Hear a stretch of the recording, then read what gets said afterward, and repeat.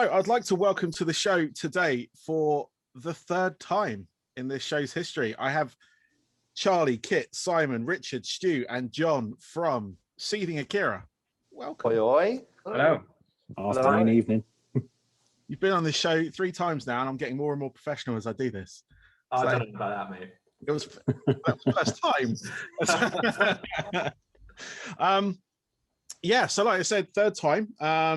First time was back in 2015, and then 2017, and now we're in 2021. Just in case anyone needs the time capsule there. But what actually is kind of funny is this interview actually falls the same time, roughly around the same time as the last one as well. So it's almost exactly 4 years. Is this birthday time then for you? Yes. What, today or? No, it was on my birthday last time. Yeah. But we're about a month ahead at the moment, or well, not a month, about 3 weeks ahead. Okay. Okay. I'll wish you that later then. I'll hold on. Well, this is going to be released on my birthday. Happy birthday, mate. Birthday. Thank you. So yeah, I've scheduled it to release. It just so happened to fall on my birthday as one of the release dates this year. So yeah, that's coming out then. So so when people see this, I will be a little bit older, as we all will be by at least a couple of weeks. So that's deep, man. That's real deep. Crazy. It's like every picture of you is you when you were younger. It's just, you know, pictures. But yeah, we're here. Like before, when you were on last time, we were talking about your Sleepy Skeletor album, and it was almost about a year before it actually came out as well. Which was obviously because I know you had plans to release it originally through another label, which we won't go into. It's fine. But you eventually did get it out, and banging album. Absolutely love it.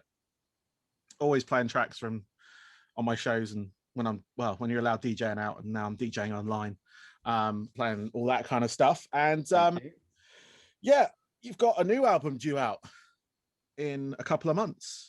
Called Dysfunctional Wonderland. Now you've already hit us with a couple of the tracks from it already. You hit us last year with Gravity, released during the Download live stream that they did. It was very cool. And then you've just hit us with Knock Off God. It's the second one from that. So before we get into some other bits, let's have a chat about those tracks. So like you've obviously held on to a lot of these tracks for a while. So you're obviously, you know, you get stuff done. You're very forward planning. Could say so, yeah. Not by design, mate. Not by design at all. Yeah, our profession is creating material and then sitting on it for years. That's what we do. we were so disappointed. Like obviously, the last album, Sleepy Skeletor, just took us forever for various reasons.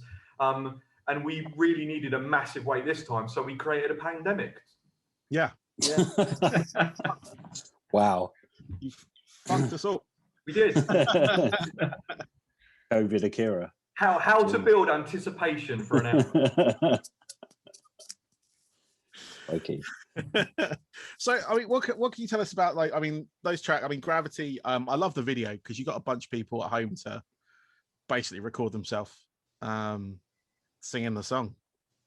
Who wants it, guys? Because I'll talk forever when I. Go on, Charlie. It's what you're good at, mate. I'll give a little rundown on this one. I think the reason we chose Gravity from the album to begin with is because it's probably one of the more positive feeling tracks on the album, and it was at the time that the lockdown was in full force, and it was just like, man, we just have to get this out. I think now is the time, and it was never intentionally designed to be in that order when we were first talking about release schedule, but when things happened, it was just like, this is the right song for this moment. It's better to bring something positive, and probably one of the songs that's closest to our previous material from the new album. So it's just a nice little, hi, we can get through this. And it was like, that was summer, wasn't it? Pretty much. Yeah. And it's quite a sunny, like you say, fun tune.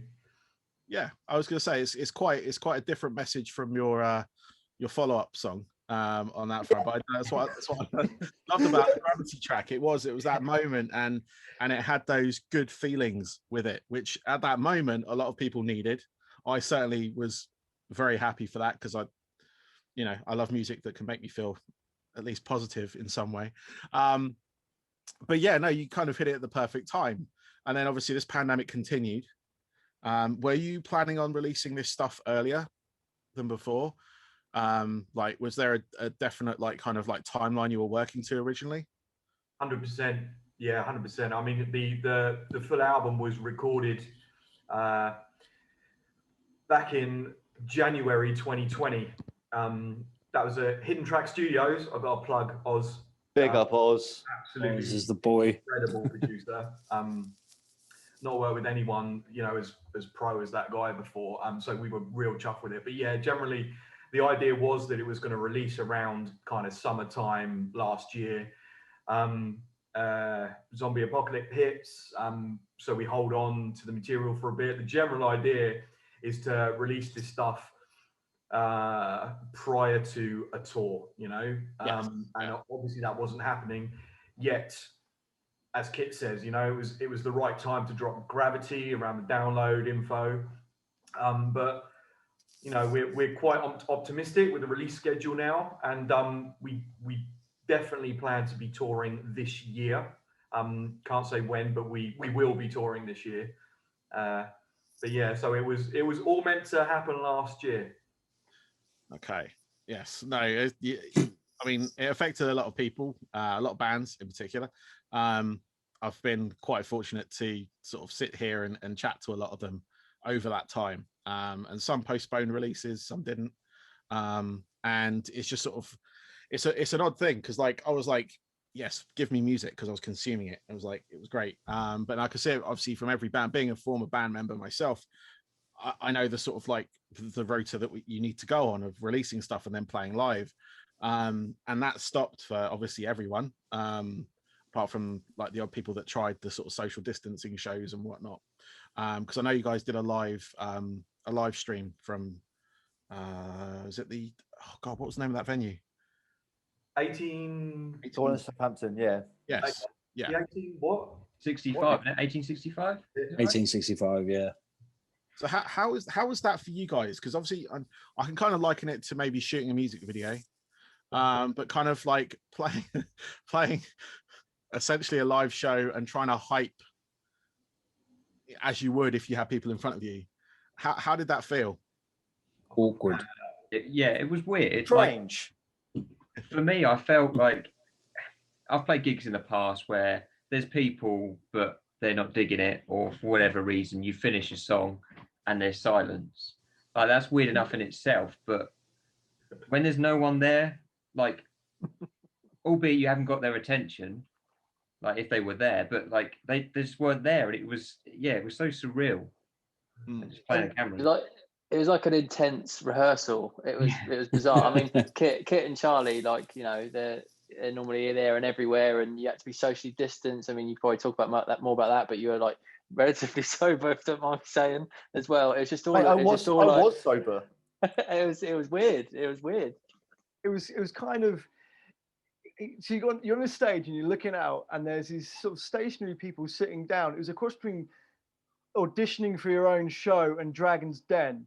See, I was going to go down the route of it almost feels like an American film where there's a battle of the bands. Back to the Future. A band turns up, they play, they immediately disappear. Then a band turns up, and they immediately play, and then it just disappears. It just felt like it was a really strange experience. I think the whole thing, because usually we'd stick around for the whole evening, we'd be social, and there would be people. I mean, the people was definitely a weird factor, but even the whole process was just turning up, playing, disappearing. That bit alone was just weird.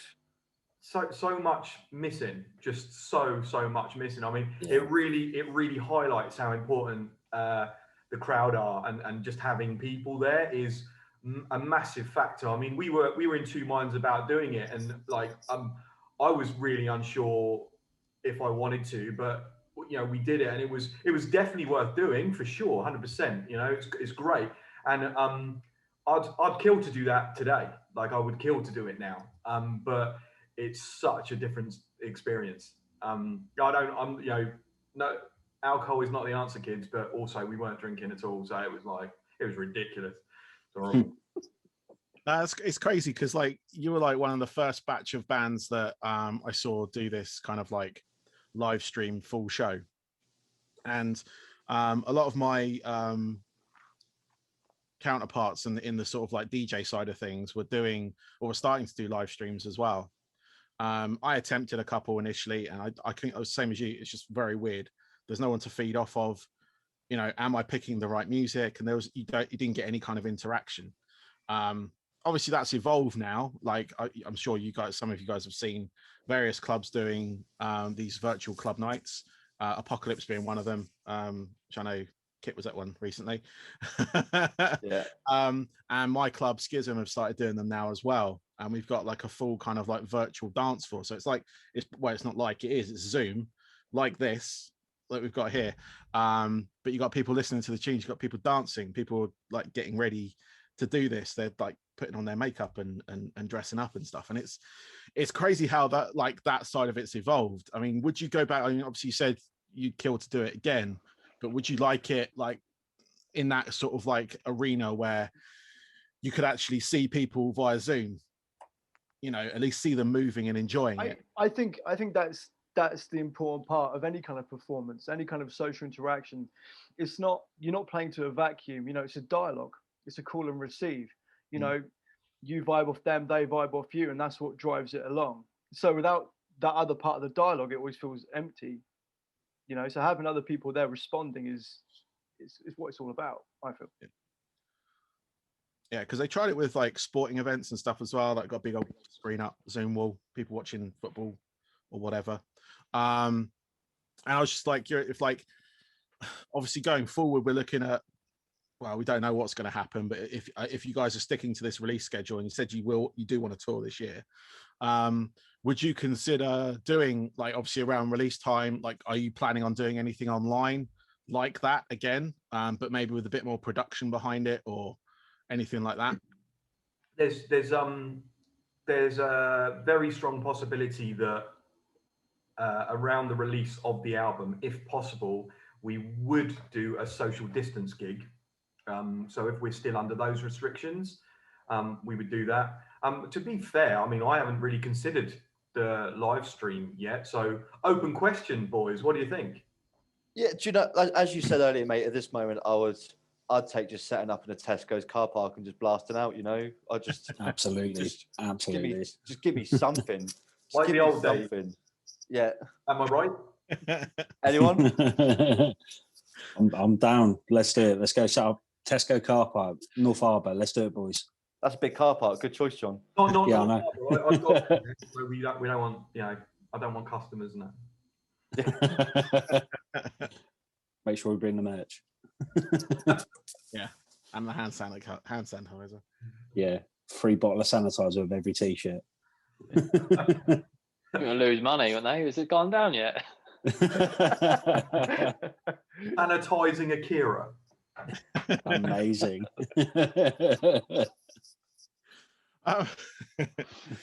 So like bringing it back to the album itself, obviously you've given us 2 tracks, you're about to release another one. By the time this goes out, it will be out, so we can name it. It's going to be called Kenneth Dopeland. What can you tell us about that track? I mean, I've been fortunate enough to hear it, and I really like it. Thank you very much. But how do you guys, obviously, what's the sort of like feeling with you guys? I actually think that was one of the first songs that I wrote when starting to write for Seething Akira when I first joined. So for me, that holds a bit of value. It's, you know, it's a powerful song. It's aggressive, and I really enjoy it in that sense. Nice.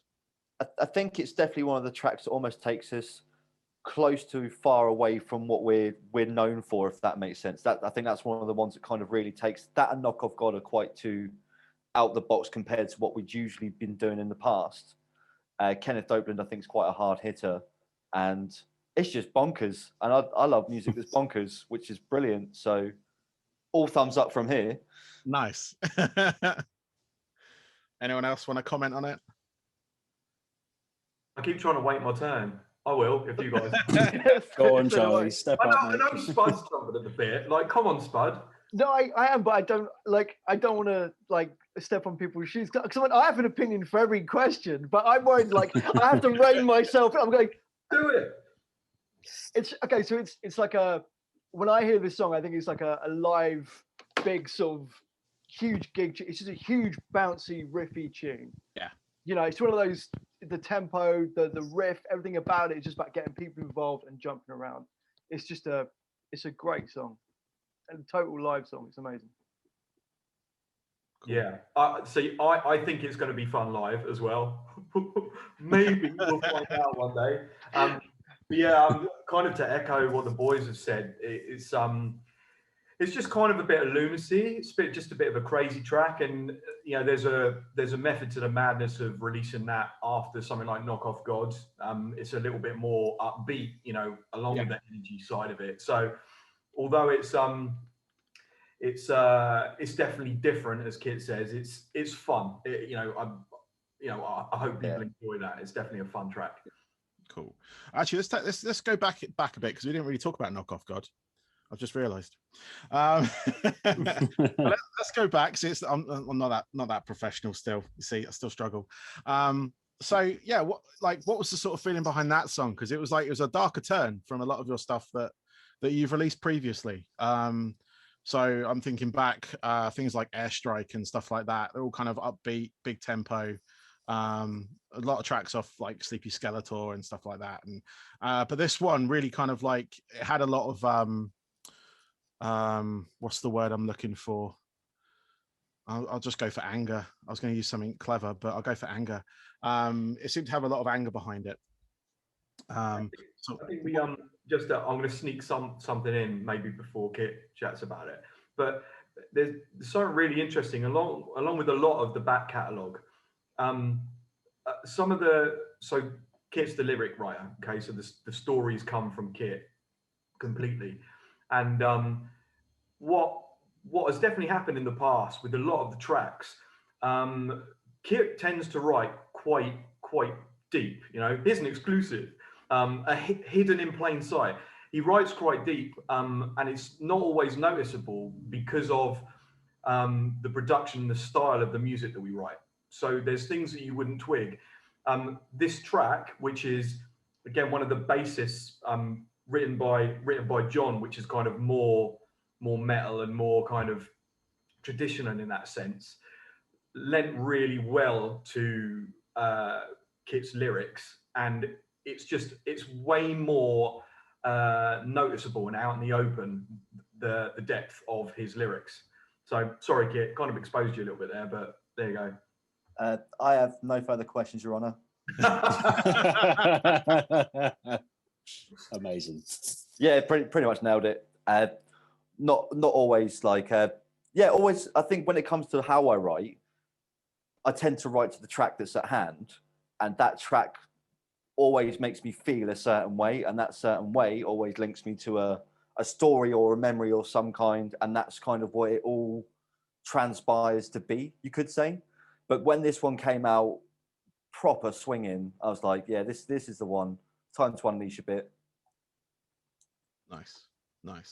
So is there anything else you can tell us about the album? Because obviously I've been in a fortunate position to actually kind of listen to it, and cheeky. I know. All right, we'll let you off. But is there anything else you can? Because like there's obviously a couple of things on the album that are there, but I don't know if you want to keep that in for now because I know you're releasing a couple more tracks. You don't want to sort of spoil it, obviously, but you know what can your fans expect from it? Nothing like they've heard before, to be honest. It's a complete variety of different genres and different sounds, and sonically it's probably one of my favorite releases by Seething Akira, and that's not just because I'm on it. As well. Funny that. Yeah, calling you out, Charlie. Yeah. I mean, I don't want to speak for everyone, but I think in terms of our music styles that we listen to as fans, I think we've edged even so much more closer to bands that we love, and not that we're trying to imitate anyone like that. It's just I think it just happened watching the guys writing the songs coming out and the demos developing. It was just clearly everyone was just on the same page, and even when we went into the studio to start recording it and we had demos, like we didn't have any my drums weren't on there. I had to go in there and record, but it just flowed so nicely and recorded so well, and I think everyone was just teeing off of each other, and I'd heard the lyrics back because I went home and I heard the lyrics when it was all finished, and I was just blown away by what the lads done, and the guitars, the bass, everything. I think everyone's just gone up from being, we're a local southern local band, but it's just like from what we've previously released to now, with the production on the side of it and mixed in with it, it's just, we've just gone up a notch, and not trying to blow our own trumpets, but I think I'll speak for everyone and say we're really proud of this album. We just hope that people enjoy listening to it. I mean, what did you think of it, Barney, with your little sneak listen? What was your thoughts? No, I really liked it. It's definitely you've definitely grown on that front. As a band, obviously you've there's 6 of you now, and you can definitely kind of like see that progression, because obviously I've been following you guys since a while. Let's just say a while. I'm guessing it's around 2014, I think, ish. Say 20 years then. Yeah, I thought that. I was going to be like, what the, really? Yes, I've been in this pandemic for a while now. But yeah, no, it's I really, really like it. There's some absolutely banging tracks on there. And the ones you've got coming out are solid tracks. Like, the ones you got like to come out.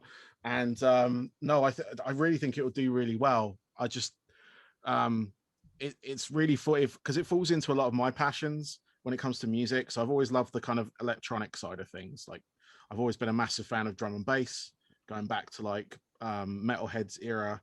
We're talking like Dillinger, Goldie, stuff like that, like OG Dillinger, like stuff like that, and metal. And my metal was, well, when I was a little kid, it was just anything I could get my hands on. So AC/DC, Guns N' Roses, Iron Maiden, all that kind of stuff. But as I sort of like started to buy my own music and sort of, my own style, was that new metal was the thing that hit when I was a teenager, when I was like 15. And it throws in all those sounds, and it's just an amalgamation of everything that I love on that front. And yeah, it's definitely, it's a much more mature album than, like, it's matured from the first one. And obviously following you guys from, trying to think of the first track that I played you guys, I can't remember the name. I should have had it written down. I know what it is. I reckon anyone Say it. No, Go on, Charlie. Go on, Charlie. Say it. I know you're going to say it. Please say it. I can't. It's like higher power.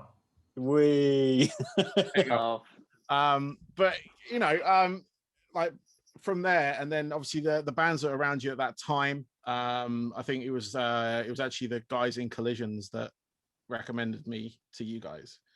And then obviously over time that's kind of like spanned out, and you're all kind of in the one, it's all come back round again, if that will.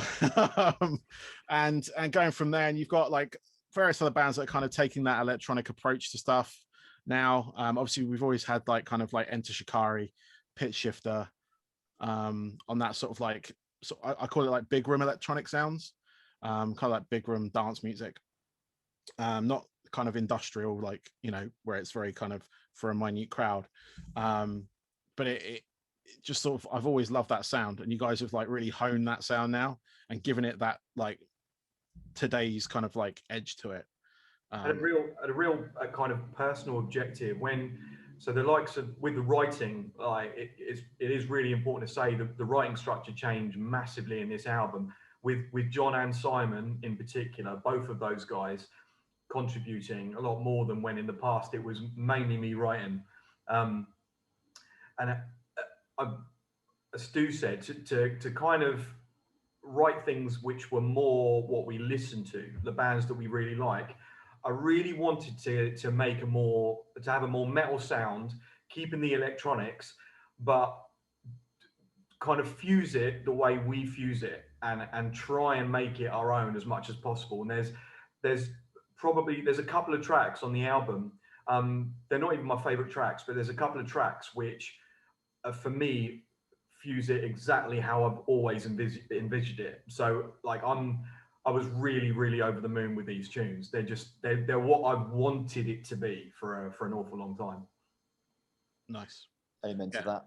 It's definitely something that I've always strived to do when I was in a band back. This is almost 20 years ago. But I was. When you met us. When you met us. Yeah, exactly. Around that time. But no, I was in a band that fused a lot of electronic elements with, well, it was new metal. It was the British new metal. It was the likes of like when we were kicking around like Vacant Stare and things like that were the bands, if you've heard any of you heard of them. Yeah.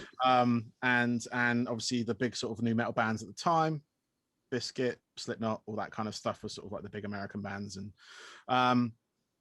obviously they're still kicking around today, which is still weird. But like I've always wanted to fuse that electronic sound more. And I was in the sort of like seat of doing that with this band because I was the electronics guy, I was the DJ, I was the scratcher, I was the beat guy, sampler. I don't know what you call me, Dexman, I think they called me at one point. Big baggy jeans and wallet chain.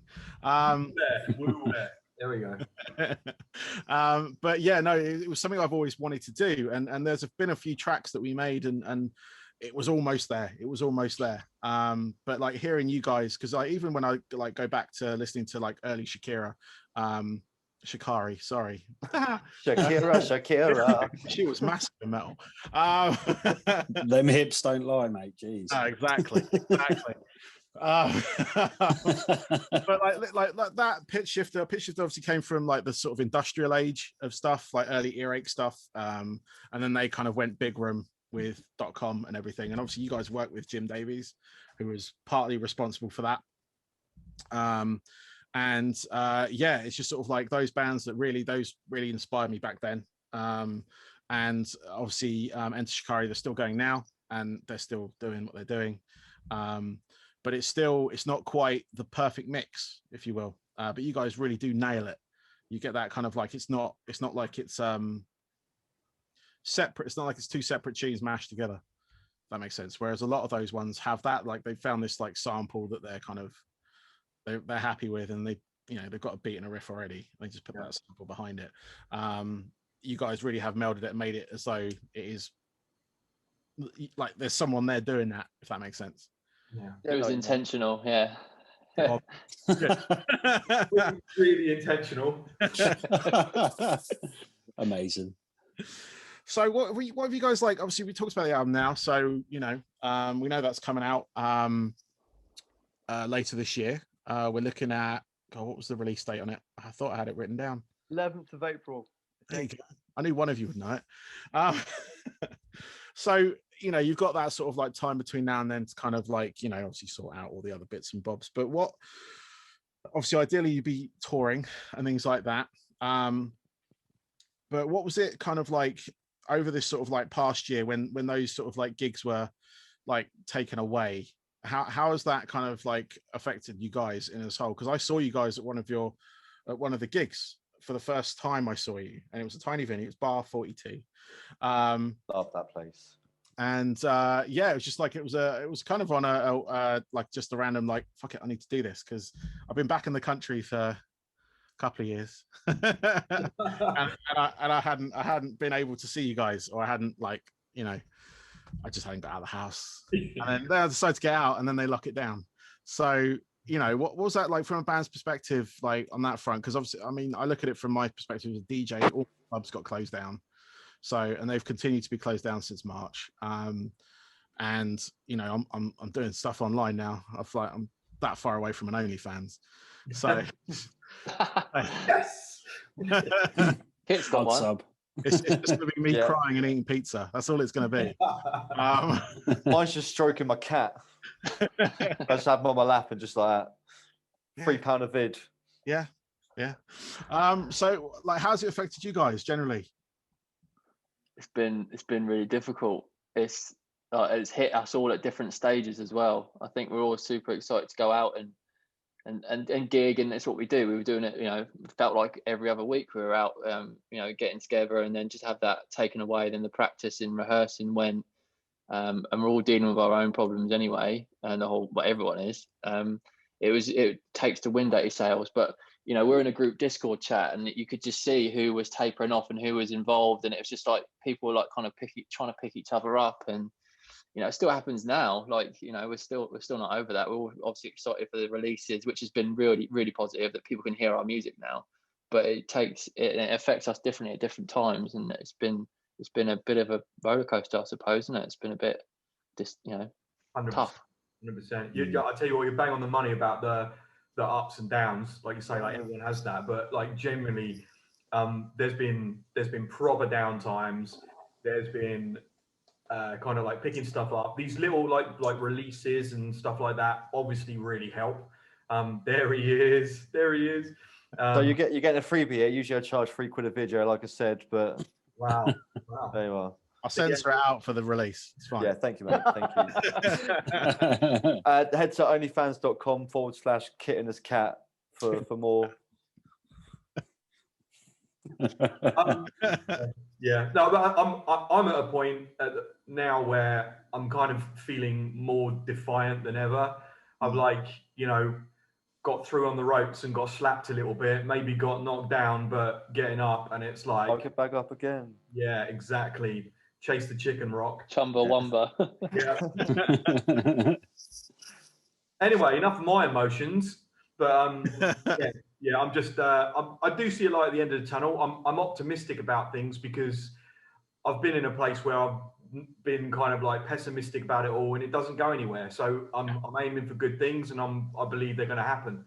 And when they do happen, they're actually going to be the best fucking times we've ever seen. So totally. I'm just well up for it, really. Let me at them. Yeah.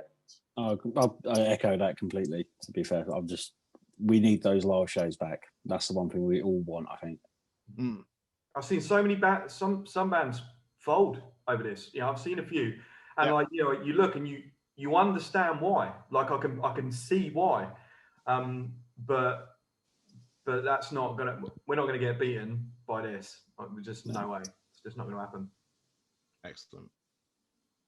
What about the other guys? I can see Simon there. I know you've been on this show before. Yeah. Well, same with the other guys. It's just a waiting game. I'm just, you know, every morning I wake up, it's like, right, can I gig today? No. Fuck's sake. Sorry, I just swore. You can sense that one out. Sorry. Yeah. But yeah, you know, every day I'm practicing at home in this space, and like some days to get the vibe, I turn the lights off and I practice in the dark, and you know, I'm just like, oh, where are all the people? Where is everyone? And you know, it's going to happen. It's going to happen soon. It's just waiting. You know, it's just got to stay positive and just think about, you know, unleashing these tunes where we've had them so long. We just want to get them out there, and I want to play them in front of a room packed full of people. And it's going to happen. Yeah, definitely. But in the meantime, you've given me a good idea. I might have a look on YouTube and see if there's like a crowd simulator video I can put on that's just a group of people cheering, just put up all my monitors, like turn the lights off. That might get you back in the swing of things for a little bit. Yeah. At least get us through till past the lockdown. To make a bit of money, get like a crowd chanting band names and sell it to those bands. Nice. It's kind of funny, but it's weirdly, it's kind of true. It's like we all have like regular jobs and stuff, but music is like, without sounding too cliche, music is our real outlet. It's where real aspects of us we can really put a show on and do stuff, and not being able to access that and do that.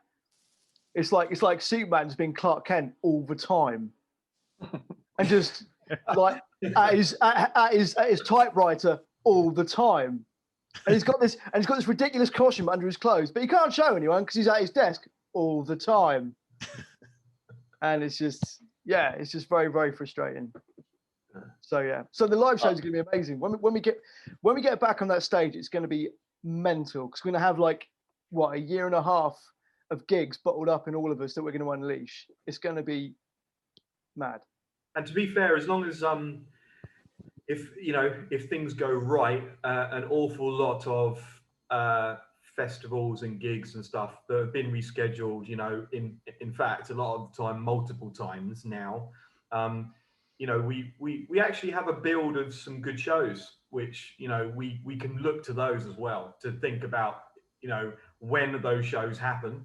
they're really good shows and festivals, and we get to play all the new music as well. So there's a proper pot of gold at the end of the maze, I think. Excellent. And have you guys like planned any like, obviously it's difficult when you come back to doing live shows, have you got any kind of like ideas or stuff in the pipeline to kind of like stage production wise, or are you just going to go 6 guys on a stage, destroy the people in front of you? Old school. I'm painting myself green. I'm going for this new Hulk thing. I know Hulk's been done, but I like the color green. I think I'd look good completely covered in the color green. So that's my new 2021/2022 gig adventure. I'm just going full green. Full green. Awesome. Yeah. Nice. I'm also going to recycle a lot. Keep it like ultra green. Amazing. We've had quite a few conversations about trying to improve the set. I'll be honest, we haven't really managed to get a lot of it done yet, but there's been kind of like lighting discussions. To be fair, actually, everyone's been updating and improving their gear and how things work. And the rare time that we have got into a practice room, we've been able to start messing with new toys, right? Most people have got new toys, I think.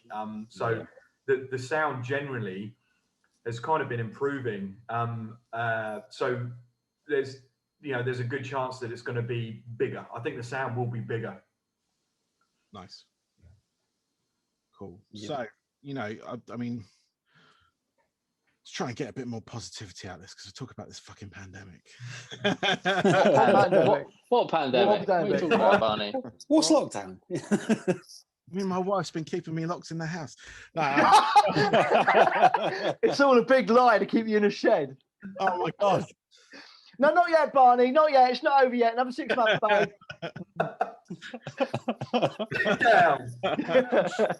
Amazing. Puts the lotion on the skin. You better not hurt my dog.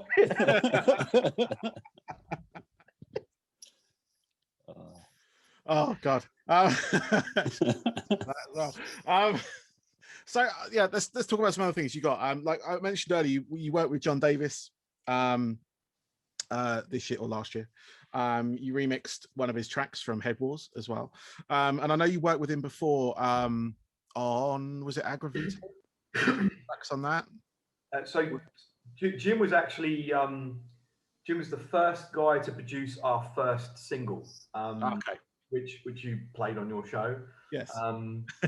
Many years ago. We also went to him when we did Sleepy Skeletor. We did part of it with one producer and part of it with another producer. So half was with Reese Fulber and the other half was with Jim. And it's a really long story why that happened, so we won't do that today. But yeah, so we've had a really good close relationship with Jim, and it was really nice to be asked to remix one of his tunes. But yeah, Dude's phenomenal. He's just an absolutely wonderful guy, and to be honest with you, like one of my heroes from back in the day, the listening to the likes of kind of Breathe and Firestarter, and growing up with that stuff, doing all sorts of really wrong young person stuff with that, and like finally meeting the guy that played it in the studio and recorded it, and him turning out not to be an utter penis as well was really, really good. Yeah.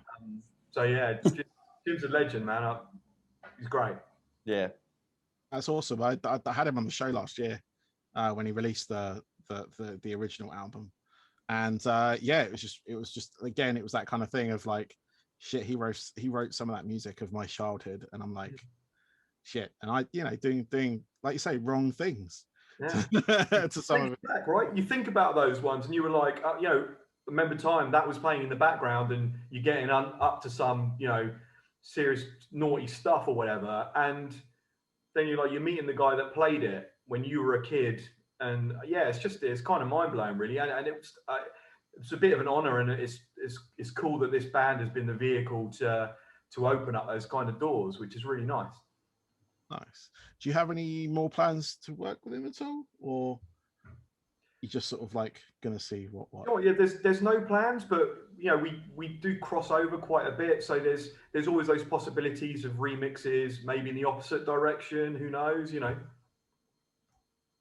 Cool. And you guys got to play with Pitch Shifter as well, just over a year ago. So, I think Spud's got an opinion on that. yeah. Yeah, but surprise! What a surprise! What a surprise! No, it was Pitch Shifter, the first band I ever went to see live. First proper band I ever went to see live. Oh, wow. And I saw 10 minutes of their set before I had to get the train home. So being able to share a stage with those people was just an incredible, really humbling experience. It was difficult though, because normally I like to chill out at a show, but I couldn't because I was like looking over my shoulder the entire time, going, oh god, they're here. Yeah, it was, yeah. Amazing. Do you remember the awfully funny story about that show? Oh yeah, what, the one we can't repeat? No, we can repeat this one for sure. So there was also Earth Tone 9 were on tour with them. Yeah. So we opened. Oh yeah. We opened the shows at the Wedgwood Rooms in Portsmouth. Great time, awesome time. Earth Tone 9 get on. I don't know, they're like maybe a couple of minutes into their second tune, and black. Everything just stops. All the power's gone. So you know what it's like, music venue. You're thinking, oh man, something's flicked at the back, something's blown. Yeah. Turns out it wasn't. The whole block was out completely on the power grid.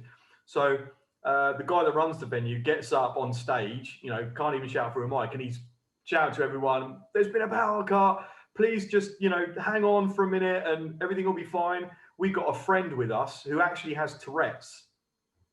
That's Mike, Stu, if you know he's got Tourette's, right? And dude's shouting on stage like, everyone calm down, power will be back soon. And my buddy just like shouts like, fuck off! Something like this at him, like super loud, and he turns around, proper grunt. Everyone's like really pissed off, like, who's the drunk in the corner? It's like, he's not drunk, he's just got Tourette's. But yeah, it was amazing. Friends with Tourette's are awesome. Yes. That's today's lesson. And what about the story you can't tell? I don't even know what that is. No, I was just stalling because I couldn't remember what Charlie was talking about. Okay. Well covered up, mate. I like it. Yeah, it's good. It's good. You should be a presenter. They never get a word. They never get a word in edgeways, mate. That'd be terrible. But no, I mean, I saw Pitch Shifter on that tour. I've seen Pitch Shifter a stupid amount of times in the past, and yeah, actually, I didn't go to the Portsmouth show. I should have, but I didn't. I went to the Nottingham show, which was it was amazing because it was kind of like, again, me at 16, 17 years old, you know, feeling that way again, which is great. And you know, they didn't look so old on stage either, which was good, because there's always that kind of danger when those bands, like, it's been 20 years since we released this, and they look like it's been 20 years, it's been 30 years, you know. They're kick-ass, man, aren't they? Like they to this day, like they are, like they perform it so well, they sound really good. That kind of I was fabricated. I don't know if you're remembering, Kit, but when we got vocals on one of their tunes last year. Yeah, actually, that came up back on I was looking for an old hard drive and I found that again. That blew my mind a little bit. Like, just couldn't believe it. Like, getting the offer to pop vocals on one of their tunes was just like another one of those what the fuck's going on situation. Yeah. No, that was cool. That was the Everything's Fucked single, wasn't it? Or was it the Ununited Kingdom? It was Everything's Fucked, wasn't it? That's the one. Yeah. Yeah. No, that was, I mean, it was, again, when they say that was like 20 years old, I'm like, fuck, come on. But then I looked earlier today, and my debut album is 15 years old this year. So wow. Dude, I need to hear this. I really need to hear this, right? You're gonna have to send it to me. Okay, I'll do it. But just like, it's new metal from like 2006. Sounds amazing. That works. I was 16 then, so that's basically all I listened to. So yeah, gonna tick many boxes for me. Well, we were in Kerrang at that point. If you're following bands along that, we got like 4Ks and all that kind of shit. Ah. Yeah, we were like featured in there, and we were like flavor of the month. Yeah, definitely send me that across. No, definitely. Okay, yeah. I'll send the file over to you later. Thank you, mate. We'll have a listen. We'll Zoom you next week and interview you. Yeah. All right. Yeah. I won't Role be reversal. but I got a couple of questions left for you guys. I know a couple of you have already been on the show before. You probably already answered these questions because I think they're still the same from back then. I might have changed them. I can't remember. But what I was gonna get is, I know Simon's already answered this one last year because he was already on the show with his other band.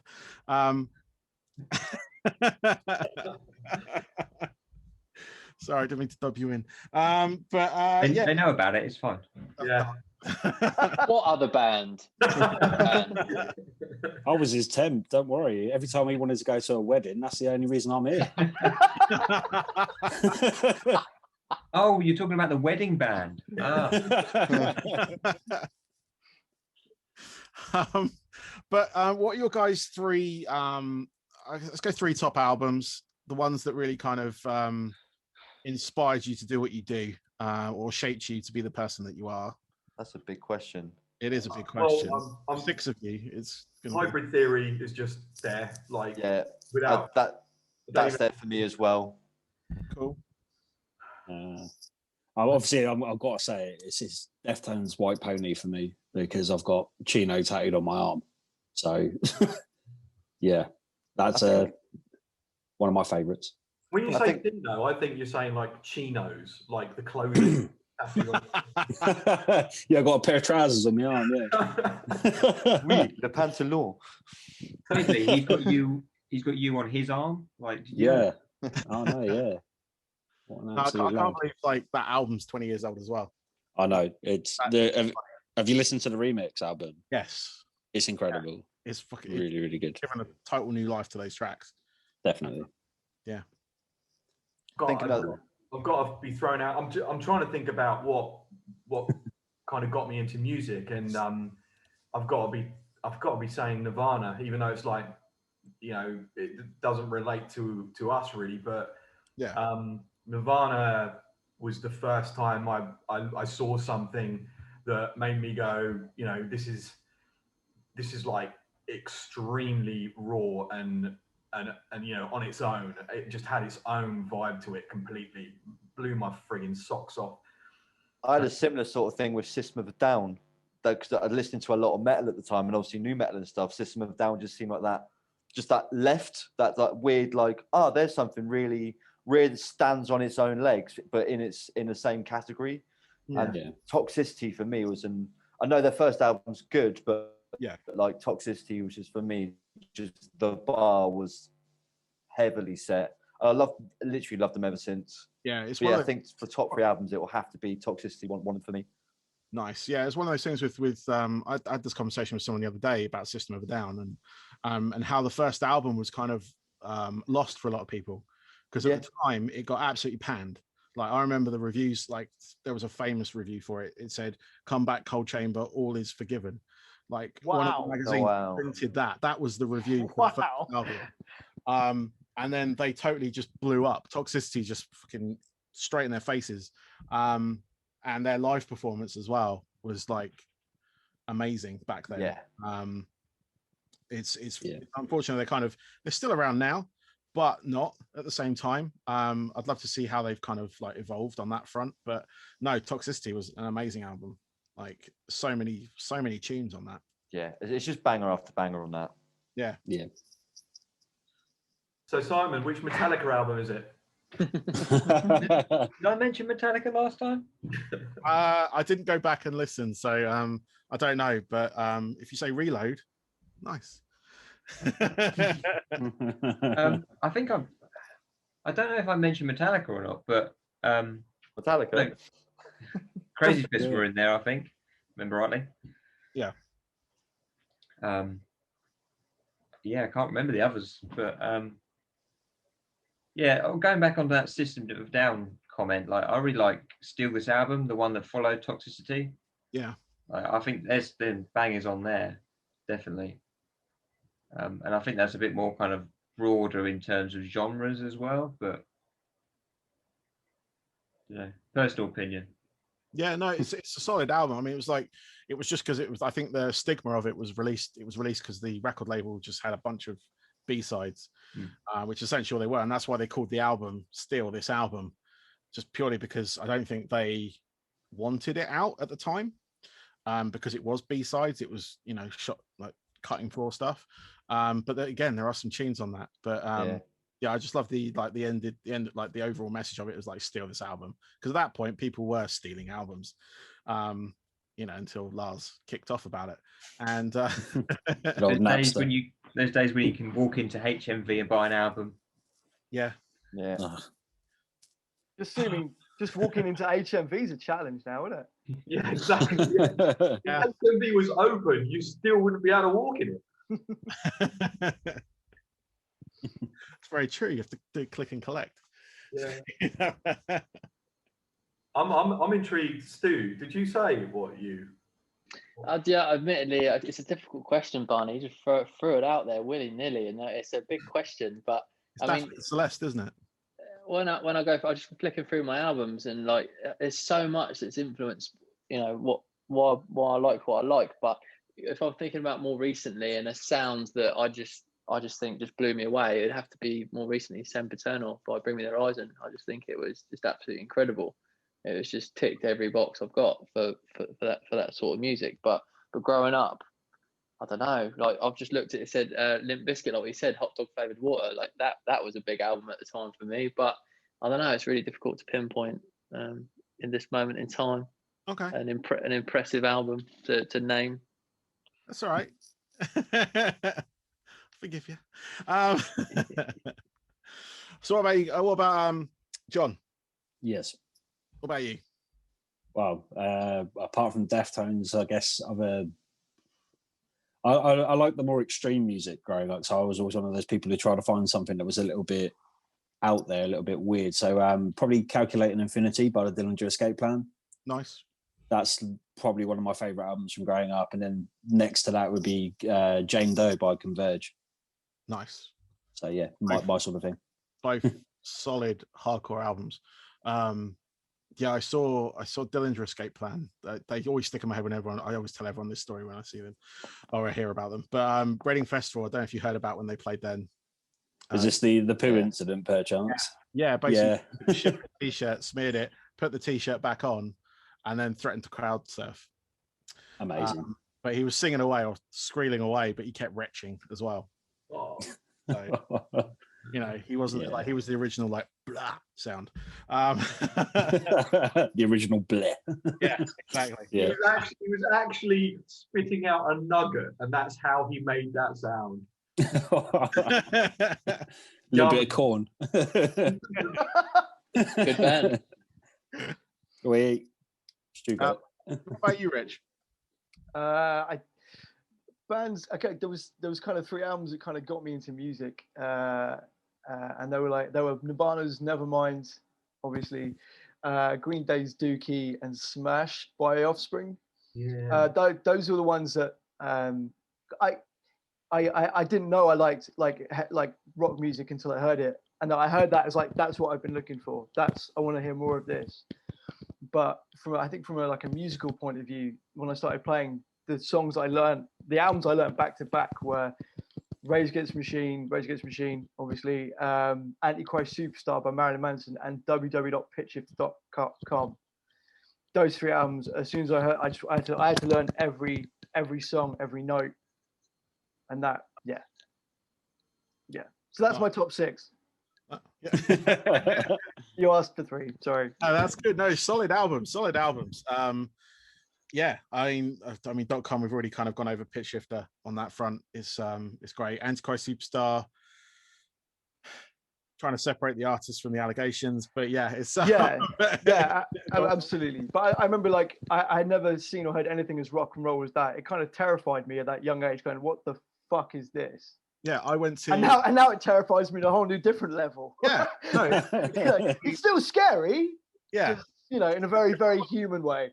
but it's no, I mean, just talking about the album itself. I mean, for me, that I bought that album at a festival. I remember picking it up at again, it was Reading Festival actually.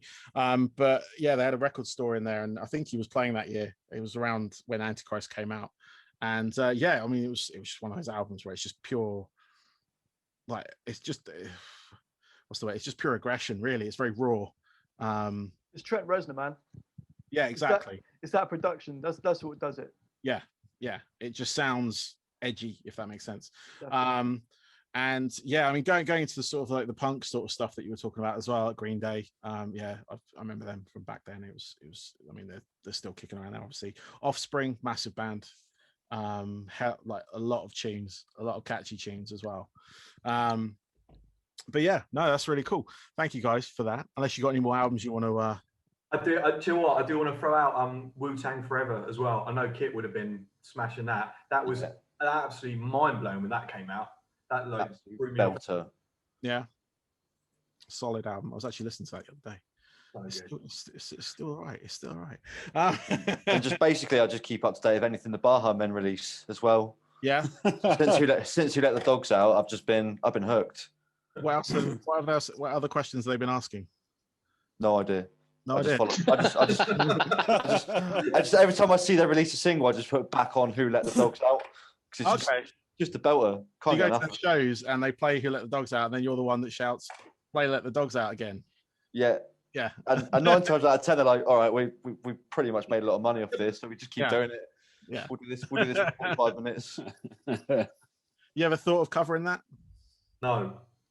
See, I've thought about a lot of weird covers, and there's lots of things that we sort of talk about covering, what we'd like to do. But yeah, I think if we had a spare, I don't know, 2 years that we could just sit down and just get all these covers out and done with, we'd probably have enough albums for about a decade. Maybe like an epidemic. Now that's what I call Seething Akira 1. The best of Seething Akira. Yeah. Actually, that was a depressing thing I saw the other day. Talking of now albums, the new Now That's What I Call Dad Rock album. Like, usually it features tracks you would associate with dad rock, a bit of Boston, you know, that kind of stuff. But now it's got things like Sum 41 on there, and Avril Lavigne, and you know. I could get this off Amazon, right, or something. Yes. Yeah, it's my birthday in a couple. No, I need it on vinyl. Elitist. This doesn't sound right otherwise. But yeah, that was a shocker, I think is the word for that one. But yeah, actually, I'll talk about cover songs, because that was something that you've kind of done in the past, and I don't know if you're planning anymore, but you did a banging was it Intergalactic? Thanks, man. That was really good fun, actually. As covers go, that was really good. We have this proper. I wrestle with covers because I'm so keen to. Half of this for me is like I love the creativity side of our own songs, and I drastically like that. But at the same time, I do listen to things from time to time, and I think, man, that'd be cool if me and the boys got on that and did that. Like, we could do something really cool. But to be fair, like the past year doing like the album and everything, I've been really focused on let's get our new material done. Yeah. But yeah, every now and again, all of us, right? Everyone pops up every now and again and says, "How about we cover this? How about we cover that?" So yeah, I mean, we could do another one at some point, I guess. I don't know. That'd be cool. I mean, I've enjoyed your other covers that you've done. So it Fix Up Look Sharp. Yeah. We don't want to talk about the other one. Cover is a loose term for that one. Yeah. Fix Up. I think there was a sample in there somewhere. only because I put it in there afterwards. Kit, tell them the story about that. What, that cover? Yeah. Where to begin? It was, yeah. So there was a sample that we used, and the geezer that's in the sample, the intro's like introducing it, you just couldn't get rid of it, and it was like really off-putting. It just felt like it was a bit out of place on the whole thing. And then it was just trying to bring it all it just never felt 100% cohesive. Yeah, and I tell you what, it didn't feel like that because the tune that we wrote first had nothing to do with the song. Well, there is that. We took a track that God knows what I think, and one It's day called Boomstick, wasn't it? Mate, it was, wasn't it? Yeah. I was talking Fix Up, Look Sharp. Sorry, I thought you was talking about the one that we don't talk about. Sorry, yeah, Fix Up, Look Sharp was Boomstick. No, definitely not talking about the other one. Yeah, sorry, yeah. So Boomstick was a song that we had back in the back burner, similar to the Islander. We had the Islander for years before we did anything with it. Yeah. But Boomstick was one we just kept going back to, and it was just mental. And every time I went back to it, it's like, no, we can't, doesn't really work. And then we just chucked, I think it was a practice. I was like, oh, I'm just gonna do Teach Rascal because no one's gonna see it coming, and it just worked, and it was just lovely. And then it was just one of them impromptu things. It suddenly had a purpose. Yeah. Nice. No, I love a good cover version. Again, to go back to we used to do it in my band as well. We had a whole bunch of ones that we did, and one that got stupidly out of control. Like people were requesting it above our original songs. So we eventually dropped it, but it was very difficult to shake. So I know what was it? Would we know the? Oh, you'd know the song. It's "Gay Bar" by Electric Six. Nice. The funny thing was, my singer had heard it before Electric Six were Electric Six. They were called something else, and they had a track called "Gay Bar," which was one of their songs. And then we decided to cover it. And we kind of like had it out there as they were coming over here with it and all that kind of stuff. So it got a lot of traction because it was like instantly, like, you know, when people do like covers these days. Yeah. It was that thing that people do these days where they hear a song and then the next day on YouTube there's a vocal cover or something. Mm-hmm. But yeah, no, it hit that, and there was one point where they were being interviewed and they played our version. And I didn't actually hear the interview, but apparently he was like, "Oh yeah, if they make $1 million, we'll sue them." We never made $1 million, unfortunately. But no, that cover followed us for years. Like we couldn't not play a show without playing it because it got everywhere. It got on like obviously all the radio and all that kind of stuff. Played on Radio 1, all that kind of shit, and it was just like crazy. I think every band's got a track that they just don't want to play anymore, right? Yeah, no, and that was the thing. It was like we need to drop this, but we couldn't do it until it was, I guess, the right time, or we'd been sort of like inactive for a little while. Yeah.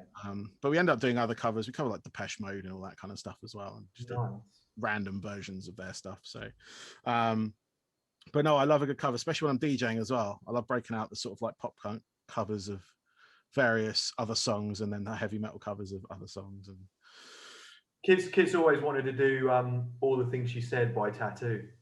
Dude, that's literally like number one. If I ever got like, right, Kit, you're picking this cover, there's not even a choice. It's that song. And you got that dual vocal thing going on as well. So yeah, it's. Yeah. I don't know. And also, we've told me got this, Kit. We've got similar hairstyles as well. Like we have got similar hair colors. We can definitely pull it off. I think even just uniforms. Doing the video, mate, it's just. I think it was just bang. I can see it now. But we are also two extremely attractive brunette and gingers, aren't we? Which everyone would love to see grabbing hold of a fence in the pouring rain. I mean, it's a selling point. Everyone requires. I mean, that's what I require. This could be the birth of a Seething Akira OnlyFans, where you do specific covers for money. I don't think I would want to be that famous. You'd be in the top 4% or something. Be good. Whatever cashes on that internet money. Yeah, get some of that Bitcoin action. Yeah, get that Dogecoin. Yeah. But yeah, finally, guys, what are your? It's very strange to this question, but what are your hobbies away from music? So when you're not doing, well, obviously you haven't been doing like much in the last year, but what other things do you do to keep occupied? So mine's a little bit of a cop out. I video edit. I really enjoy just sitting down sometimes and just creating something out of footage. And the plus side is I get to make videos for the band. I get to do promotional material, so it's got a place to go. Yeah. But without being a cop out, I really enjoy cooking. Cool. That's the best sample. Absolutely. Yeah, that record. I really enjoy cooking. Did an old school jungle beat on that. My Yeah. my internet is being great right now. Oh my god! Producing gold, mate. Don't worry about it. Mate, when you see it, you're gonna love it.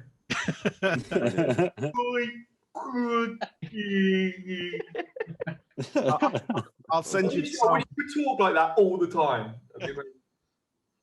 I'm sure there's probably someone I can take that would make that happen. Oh, everyone's gone silent. No, I can't beat Kit's slow motion cooking. But I'll go for run. I run my first marathon in October, and I like a run along the seafront, mates. That's what I do. nice. Excellent. What about you, John? I literally don't have any other hobbies. I'm not even joking. I don't game. I don't do it. I watch a lot of films, but yeah, That's a hobby. yeah, that's about it really. Music and film. Okay, cool. Simon? Music and going to weddings, apparently. Oh, and collecting exotic beasts. Yeah, running a zoo. Running a zoo yeah. takes a lot of time, you know. Saving up for that killer whale, aren't you, Si? Yeah. Or for But I'm delivery. saving up for the bath that will be big enough, but yeah, get in there. What about you, Rich? Oh, usual fighting crime, Drinking Stella. drinking stuff. Yeah, going to football stadiums, hanging out with the boys. No, I'm a little bit too. I get lost in screens. Really, video games. I'm gone. Like Assassin's Creed Valhalla, I'm smashing that at the moment. I can't remember what my girlfriend looks like. It's not good. Like she needs a crowbar to get me away from the fucking thing. Yeah, any TV mainly, music, nothing exciting. I'm afraid to say. And sleep. I really like my sleep. I'm really getting good at that now. Yeah. Smashing that. Yeah, excellent. You're quite good at eating massive hamburgers as well. Don't forget. And taking Well, really yeah. long showers. Really, yeah, that's my favourite. That's my. Look, that is, Time. yeah, there's no weird thing. I just genuinely like long. It's like I can just be alone. There's no phone. I'm just sit there by myself, have a bit of a cry, and then I just get on with my day. It's everyone needs a hobby, and that one's mine. I just love being clean, all right? Yeah. During the pandemic, it's not a bad thing. Just spend an hour in the shower, just scrubbing away. And video games mainly video games. Oh, what you said you were playing Valhalla at the moment. Yeah. Playing any other games at the moment? No, just Valhalla. No, I'm trying not to. I'm trying to cut down from 8 hours a day. Doesn't sound like it. No, I didn't say I was succeeding. I'm failing at cutting down. I'm trying to cut down. Oh, I've literally just started that game. I got it for Christmas, so I was just like, I've been playing through Cyberpunk or trying to. So, Have you? I didn't even attempt that one. I thought, no, I can't get into that. If I get into that, I'm lost down a rabbit hole forever. Yeah. I think it's just obviously a shame with the rushed release.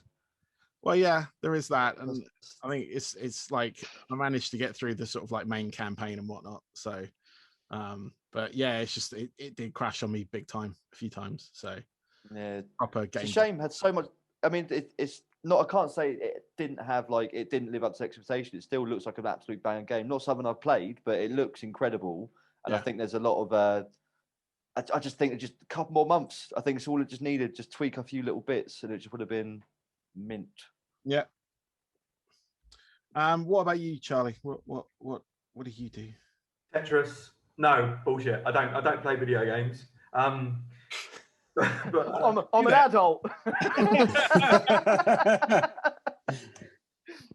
No, I like kickboxing, basketball.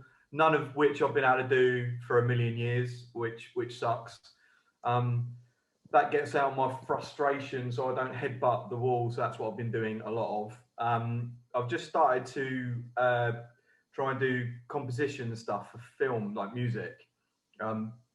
Again, just trying to do something else, but it's all sitting on my ass. But yeah, generally kind of like fitness normally, but it's really hard to do that during the lockdown. I don't like running. I like competition, you know, that's what gets me motivated.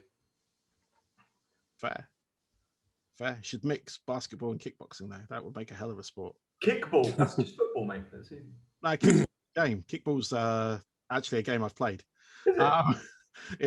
It's basically baseball, but you kick a ball. So they'll roll the ball to you, the bowler will roll the ball to you, you kick it, and you run around the bases. It's like as fast as you can. Is that fun? That's probably quite a giggle, isn't it? Yeah, it's really good. I played it when I was in America. I joined my wife's office team. We won our thing and we won a fucking trophy.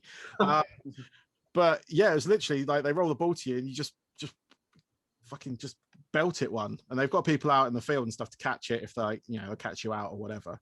But yeah, just sort of like. So the dude that rolls it right in front of you, can you smash it at him as hard as you can? Yeah. Is that like a home run? Or her.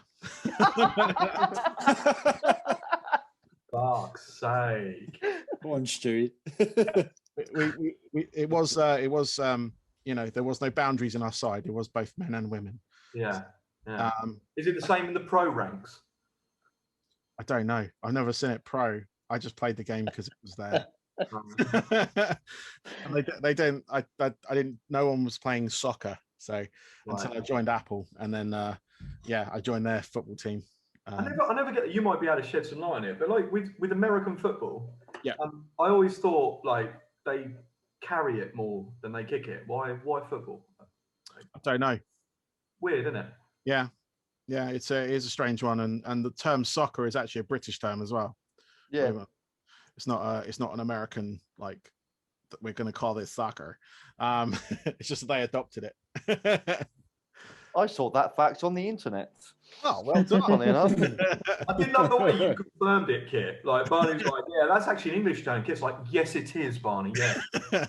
I have read websites, sir. This has just turned into QI, isn't it? Yeah. I can never be Sandy Toksvig. Yeah, speaking of American football, my American football team are in the Super Bowl this weekend. So hopefully by the time it says they've won. If not, oh well. That'll be fun. I'm going to stay up on Sunday night for that. Super late. I do like you don't follow any NBA at all, right? Or not really. No, I haven't really got a team. I do watch it, but I don't have a team in the kind of like because where I was based, I kind of adopted the local teams. Yeah. So we've got a really good ice hockey team that just won the Stanley Cup. Yeah, won it a few times. The Lightning. The Buccaneers, who are now in the Super Bowl after they signed Tom Brady. Yeah. But before that, they were kind of like middle team, you know, fodder for most. But they didn't have a basketball team. They had a baseball team who are actually, they did all right last year. They got to the World Series. All this shit after we leave. But yeah, no, they don't have a basketball team in Tampa. So I think the nearest was Orlando Magic. Yeah. But yeah, I didn't really adopt a basketball team as such, but I do watch it, you know. I enjoy it. That's one of my hobbies. I enjoy watching sport. Yeah. So right. Love basketball. Right. Anyway, guys. Yeah, we're gonna leave it there. So yeah, Charlie, Kit, Simon, Rich, Stu, and John. I didn't even look at your names on the screen. That's why I was looking away. You better than me. I forget. To be fair, I remember my kids' names half the time. Keep calling them different things. Keep calling them Charlie. But yeah, no, guys. Thank you for your time again. Thank you for joining me on this show again for the third time. First people to get the hat trick of appearances. Others have come close. There's no special prize. I don't have a trophy or anything. But there you go. I raise a partial bottle of water. Here's water to you. Thank you. We not have that DVD third in from the black case behind you. Yeah, which one's that? It's actually a video game. Yeah, you can. It's Princess and the Frog on the Nintendo Wii. He's already got that one. Yeah. How many frogs you got, Simon? Oh, 6, I think. In the aquarium part of the zoo. They just keep the toads company, though, right? So I'm worried people won't understand why we refer your flat to as Longleat. What can you just tell everyone what's in there? What have you got? Give us a rundown. You must have added to it since 3 weeks ago. Well, I don't entirely know. So there's 3 cats, 2 ferrets, a collection of spiders, an alpaca. Alpaca. There's beetles. There's taxidermy. So it's not limited to live animals. There's also dead animals. He's up. Don't the live ones shit themselves when they see these? Like, that's really weird. They'll probably go up to them, shaking them, going, Terry, Tina. Terry, wake up, Terry. That's what I do. And funny story. So I came home one day, and sorry, Barney, you thought your interview was over, didn't you? No, it's not. It's gonna keep going. It's still. I'm just sorting stuff out in the kitchen. Partner comes in. She's like, I've lost one of the spiders. And I'm not a fan of spiders, but I'm instantly like, okay, right. I'm gonna find this spider. And she's like, no, it's died. Oh, good. Yeah. Wow. What a great tone to leave that on, Si. Jeez, dude, that is the most depressing story I've ever. What a way to end an interview. And on that note, we're Seething Akira. Have a great evening. There is one question. Are you going to have it taxidermied? Oh, that was months ago. It's in the bin. It's in the bin now. Flushed it. Flushed down the toilet, yeah. Yeah, that's interesting, man. That's crazy. Cool. Well, guys, thank you very much. I really do appreciate it. No problem. Good luck with the album. All that kind of stuff. I'm hoping it will do you well on there. And I implore everyone that's watching or listening or whatever to go listen to it. Go find your music. It is on all the platforms, as most artists have. But you got your Bandcamp, you got your Spotify's, you got your Apple Music, you got your Tidals, you got all that kind of shit. So go find them, go listen to them. If you're listening to any of my live streams, you're going to hear them as well. So I'm doing one tomorrow night, and I'll play you guys at some point. Thank you, mate. All right, look, thanks for the support, man, from day dot as well. Seriously appreciate it. Absolutely my pleasure. Keep doing what you're doing. Will do, man. Cool. Have a good one, guys. Take care of yourself, buddy. Take it easy, dude. See you later. Thank you very much. Bye.